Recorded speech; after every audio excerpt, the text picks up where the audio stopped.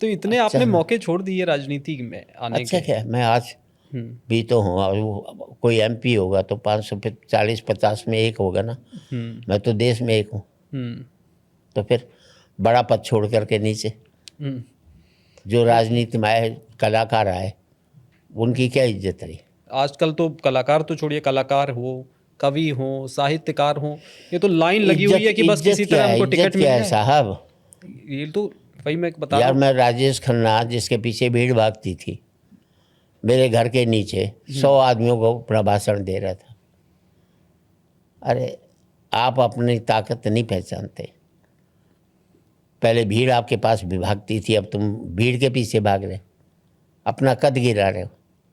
वो तो कहते हैं हम जन सेवा करना चाहते हैं अब। जन सेवा तो सिर्फ एक ही आदमी ने की, फिल्म में से आकर के, हम्म उस सुनील दत्त साहब ने की। हम्म सुनील दत्त और नरगिस, वो सीमाओं पर जाते थे जवानों के उसमें बीच में। बाद में मुझे कोई नहीं लगा कोई आया जिसने कोई ऐसा काम किया हो। लेकिन अब तो ये फिल्म से जुड़े लोग हों, साहित्यकार हों, कवि हों, ये लाइन लगाए हो रहते हैं। ऐसी खबरें आती रहती कि इधर से टिकट मांग रहे हैं, उधर से टिकट मांग रहे हैं, किसी तरह एंट्री मिल जाए, लोकसभा मिल जाए, नहीं, मेरा राज्यसभा एक मिल कवि जाए। था। हम्म अच्छा, मेरे तो हर एक पार्टी में पर्चे, हम्म तो उसने कहा मुझे टिकट दिलवा दो। हम्म 2 उसने दे दिए मुझे बायोडेटा अपने। हम्म एक तो बायोडेटा कांग्रेस के लिए, एक बायोडेटा भाजपा के लिए, कि इनमें से किसी को भी मिल जाए। हम्म। मैंने यार इस तरह घटियापन है, तो मैं उल्टा किया, मैंने कांग्रेस वाला भाजपा वालों को भिजवा दिया, भाजपा वाला कांग्रेस वालों को भिजवा तो अब मैं नाम पूछूंगा तो आप कहेंगे नाम रहने दो। दिया। नहीं नहीं, उसकी डेथ भी हो चुकी कवि की, हम्म अच्छा नहीं लगता। हम्म। फिर तो वही ये उपहास आ जाएगा, हाँ, अब हास्य। हास्य। तो आप अब हास्य पे ही आ जाते हैं, तो आप ये बताइए, आप ये क्यों कहते रहते हैं कि राजनीति के लोग जो हैं, जो नेता हैं, वो आम जनता को सीता और द्रौपदी समझते हैं? ये सब आप क्यों कहते हैं मंच पे? क्या कहते हैं, पहले तो ये बताइए। मेरी कविता है वो, तो कोई फर्क नहीं है। हाँ हाँ, वही वही। हाँ, कोई फर्क नहीं पड़ता। हम्म इस देश में राजा रावण हो या राम, हम्म जनता तो बेचारी सीता है। हम्म रावण राजा हुआ तो वनवास से चोरी चली जाएगी, हम्म। और राम राजा हुआ तो अग्नि परीक्षा के बाद फिर वनवास में भेज दी जाएगी। क्या बात है। कोई फर्क नहीं पड़ता इस देश में राजा कौरव हो या पांडव, जनता तो बेचारी द्रौपदी है। कौरव राजा हुए तो चीरहरण के काम आएगी, और पांडव राजा हुए तो जुए में हार दी जाएगी। बहुत कोई बढ़िया। फर्क नहीं पड़ता इस देश में राजा हिंदू हो या मुसलमान, जनता तो बेचारी लाश है। हिंदू राजा हुआ तो जला दी जाएगी, और मुसलमान राजा हुआ तो दफना दी जाएगी। क्या बात है सर, बहुत खूब। कभी भी कह दूँ कि सबके लिए हर समय मौसम तो ऐसा ही है। आजकल मौसम कॉकरोच का चल रहा है। ये कॉकरोच जनता पार्टी के बारे में सुना है आपने? आप सुना तो है, पर क्या उससे कोई मतलब नहीं ना, आप कितना रिवॉल्यूशन कर लो। हम्म खलील जिब्रान ने एक बात कही थी, हम्म आप जालिम से जालिम राजा को उसके सिंहासन से हटाना चाहते हो तो एक बात तय कर लो, आपके मन में उसका सिंहासन तो नहीं है। क्या बात है। और हमने भाई मैं मोदी जी से, उनके बड़े भाई मेरे अच्छे दोस्त हैं, सोम मोदी, जो सबसे बड़े कविता प्रेमी हैं, वो आए कभी समय। मैं तो तो मैंने कहा कि वो आए हुए, तो उसने कहा कि मंदिर के बारे में कुछ ऐसी बात चली, तो उन्होंने कहा एक पब्लिक में से आवाज आई एक, कि आप ये क्यों नहीं बताते गुजरात में इतने मंदिर तोड़े गए। हम्म मैंने कहा ऐसा है कि अगर प्रदेश को मंदिर बनाना है तो ये काम तो करना ही पड़ेगा। जो अनधिकृत बने हुए तो बनना है, इसमें कोई खास बात नहीं। हम्म फिर उन्होंने कहा मेरे घर आना है आपको। सोम मोदी के मैं घर गया, कोई नौकर नहीं था, उनकी पत्नी ने नाश्ता पाया, खा करके मैं आ गया। फिर 3 दिन बाद रात को 11 बजे मोदी जी का फ़ोन आया मेरे पास कि शर्मा जी आप मेरे परिवार में गए थे, मुझे बहुत अच्छा लगा और मेरे लायक कभी कोई काम हो तो ज़रूर बताइए। ये उस समय सीएम थे? सीएम थे, उस समय की बात है। अपने को कोई काम आज तक नहीं पड़ा तो क्या बता। संतन को सीकरी से क्या काम? देखिए, सोने की रोटी खा नहीं सकता और सोने की थाली में मुझे खाना नहीं है, बस सीधी बात है। थाली सोने की हो जाएगा, खाना गरीबों का हो जाएगा। फिर रूखी रोटी खाओगे, वाइल्ड वेजिटेबल खाओगे, हजम नहीं होगा तो डायबिटिक हो जाएगी आपको, हार्ट बेड पर सोओगे। जो एक गरीब की स्थिति हो जाती है वो संपन्न आदमी की स्थिति हो जाती है। तो आप बेसिकली आप ये बता रहे थे कॉकरोच जनता पार्टी पे कि आप ये इस विचार से ही सहमत नहीं है कि एक मकसद क्या है? हाँ, क्योंकि ये कहा जाता है कि भाई लोकतंत्र में आप विरोध की आवाज़ उठाओ, ठीक है, समस्या गिनाओ, उसकी ज़रूरत है देश में, लेकिन समस्या गिनाने से ज़्यादा बेहतर है कि समाधान बताना। पहली बात तो आपके पास समाधान नहीं हो तो समस्या मत क्रिएट करो। मैं जितने भी राइट अप लिखता हूँ, अगर मैं किसी बात पर उंगली उठाता हूँ तो उसका समाधान मेरे पास होने तभी लिखूँ। मैं सरकार के किसी काम की आलोचना करूँगा तो तभी करूँगा जब उसका हल मेरे पास होगा, नहीं तो नहीं करूँगा।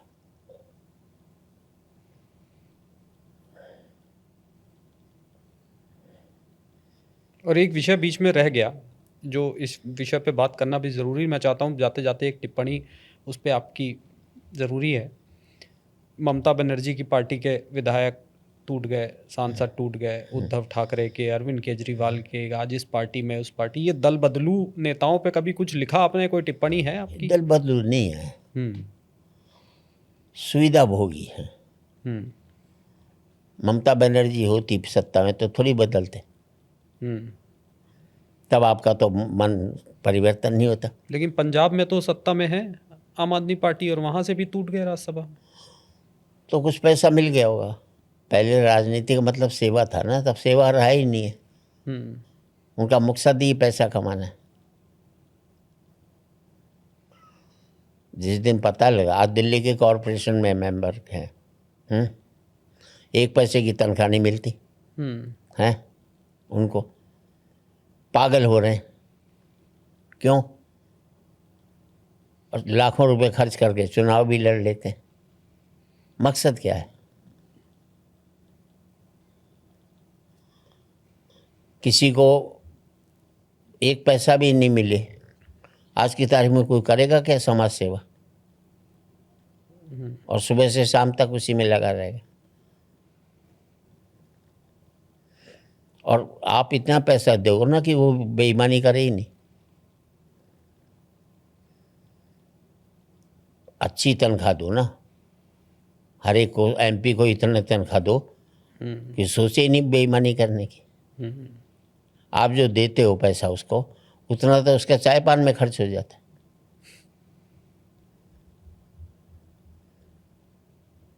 आप ही उसको प्रेरित कर रहे हो, भाई तू खा पी ले कहीं से। तो सुरेंद्र जी, अब जाते जाते एक सवाल बहुत सारे लोगों ने पूछा, एक हम लास्ट में सेगमेंट भी करेंगे। हमने बड़े सारे लोगों को जब पता चला, हमारे दर्शकों को, कि सुरेंद्र जी आने वाले हैं, तो आपका एक बहुत पॉपुलर शो हुआ करता था शर्मा जी से पूछो, तो उन्होंने भी कुछ सवाल पूछे। वो कह रहे हैं कि ये एक लाइन में जवाब दे देते हैं शर्मा जी। तो उन्होंने कुछ सवाल भेजे हमको, तो मैं एक एक करके आपसे सवाल पूछना चाहता हूँ। वो एक सवाल हमारे पास आया कि शादी करनी चाहिए या नहीं? शादी करनी चाहिए, क्योंकि अगर पिता ने नहीं करने का निर्णय ले लेता तो तुम कहाँ से पैदा होते? रिश्तेदार जरूरी हैं या दोस्त?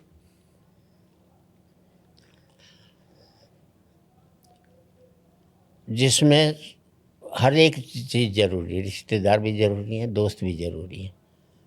रिश्तेदार जो रिश्तों को रिश्तेवार नहीं करें, रिश्तेदार रिश्तने लग गए।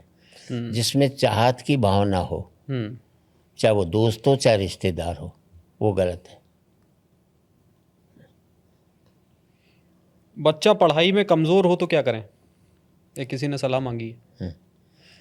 खिलाड़ी बन जाए, पढ़ने वालों से ज़्यादा कमाएगा। पढ़ाई हर एक के लिए ज़रूरी थोड़ी है। इस मुल्क को और भी तो कालाएँ हैं जिनके ऊपर आदमी बन करके, हमने तो महत्व ही नहीं समझा ना किसी चीज़ का।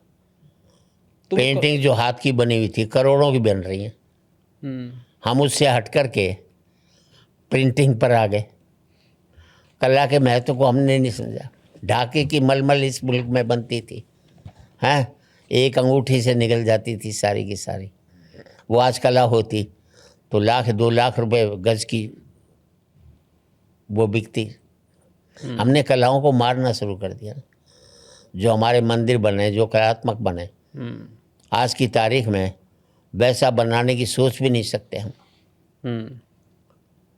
हमें मुल्क को कला की तरफ लेना चाहिए था, संस्कृति की तरफ लेना। मुल्क का पाश्चात्यकरण नहीं करके आधुनिकीकरण करना था। एक भाई साहब है, उन्होंने सवाल पूछा आपके लिए कि सेहतमंद रहने का सबसे अच्छा नुस्खा क्या है? किसी और की सेहत खराब करने की सोचो मत। अपने सेहतमंद नहीं, पहले देश की सेहत कैसी अच्छी रहे उसके बारे में सोचते रहो, तो आपका स्वास्थ्य भी ठीक रहेगा। एक भाई साहब पूछ रहे हैं, अच्छा कवि किसे कहते हैं? जो अपने आप को अच्छा नहीं कहे। और अच्छा नेता कौन होता है? अब क्योंकि मैं हूं नहीं इसलिए मैं कैसे कहूँ, मैं होता तो मैं ही होता। अभी देखिए, इसी पे एक आखिरी सवाल मुझे किसी ने पूछा है कि सुरेंद्र शर्मा कवि नहीं होते तो क्या होते? मनुष्य होता। तो कवि से मनुष्यता चली जाती। वो बेहतर है पोजीशन। हम्म।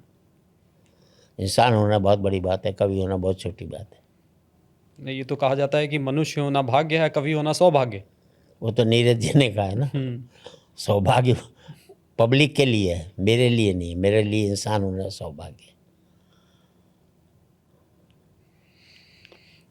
अच्छा कवि या लोकप्रिय कवि, क्या बेहतर है साहित्य के लिए?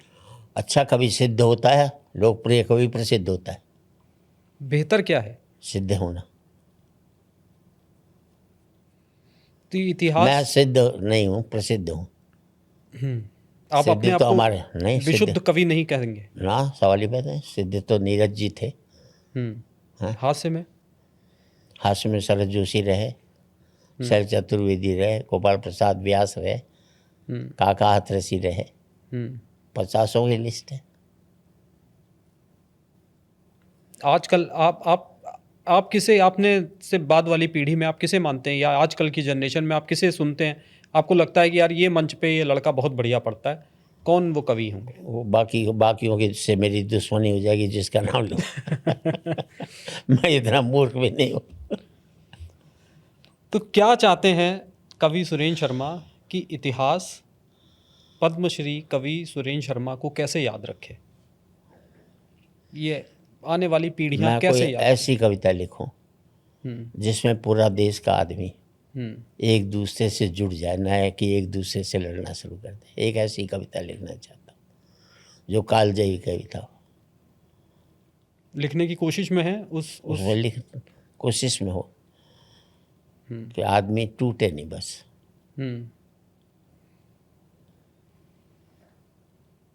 जो अपनी न सोच करके देश की सोचे। मतलब आपने उस कविता की हमारे तो पहले शुरू से ही कहा गया ना कि सर्वे भवन्तु सुखिनः सर्वे सन्तु निरामया। उसमें कहीं लिखा है भारत है वसुदेव कुटुम्बकम।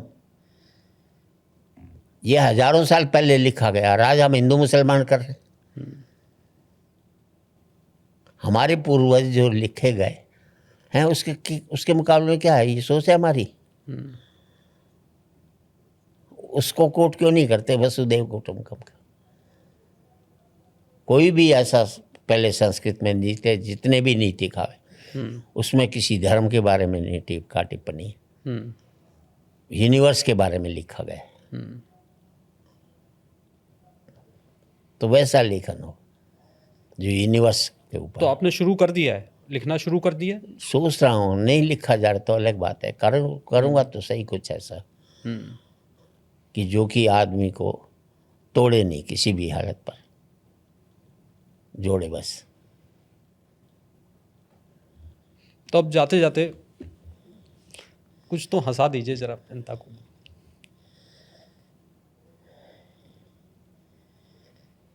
भाई 4 पंक्ति हैं। एक तो कि उसमें जब मैं शेर का शिकार करके घर पहुंचा तो पत्नी से कही, देख शेर की खाल लाया हूँ, पर आज तो गजब ही हो जातो। एक मौको ऐसो आयो तो कि शेर मैं नहीं खा जातो। घरवाली बोली, ऐसो हो जातो तो मैं तो बर्बाद ही हो जाती। थारी तो खाल भी कोई काम में नहीं आती। मर्दों की मार्केट वैल्यू यही है। और आखिर में 4 पंक्ति जो करना चाहता हूँ कि आज एक बार कहें, आखिरी बार कहें, क्या पता तुम न रहो, क्या पता हम न रहें। मंदिरों मस्जिद की या किसी इमारत की, माटी तो लगी इसमें भाई मेरे भारत की।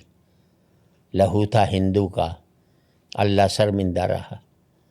मरा मुसलमान तो राम कब जिंदा रहा। क्या बात है। बिखरे बिखरे हैं सभी, आओ मिलजुल कर रहे हैं। क्या पता तुम न रहो, क्या पता हम न रहें। बहुत बहुत खूब, बहुत खूब।